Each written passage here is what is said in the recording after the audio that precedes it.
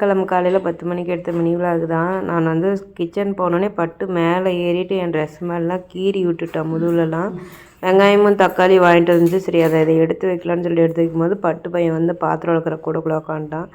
பழக்கம் இருந்துச்சு, அதை போய் கூட்டு மாதிரி வச்சிடலான்னு சொல்லிட்டு நான் நிரு வந்து ஹெல்ப் பண்ணுறான்னா அவன் வீடியோ எடுத்துகிட்டு சேட்டை பண்ணிகிட்டு இருந்தான். அதுக்கப்புறம் அரிசி தண்ணியில் போட்டுட்டு இருந்தேன். ரக்ஷு துணியெல்லாம் மடித்து வச்சுருந்தேன். நானும் வந்துட்டு அப்படியே அந்த வாயில் இருக்க புண்ணை பார்த்தாலே நமக்கே கோபம் வர மாதிரி இருந்துச்சு. பட் அதோடய எல்லாமே சமைச்சிட்டு பாப்பாவே எல்லாமே விலைக்கு கழுவிக்கிறானா. அதுக்குள்ளே அக்கா தங்கச்சி 2 பேரும் சேட்டை பண்ணிகிட்டு இருந்தாங்க பட்டு பையன் கூட. அதில் ஒரு கண்ணாடியோட டம்ளரை வேறு உடச்சி வச்சிட்டாங்க.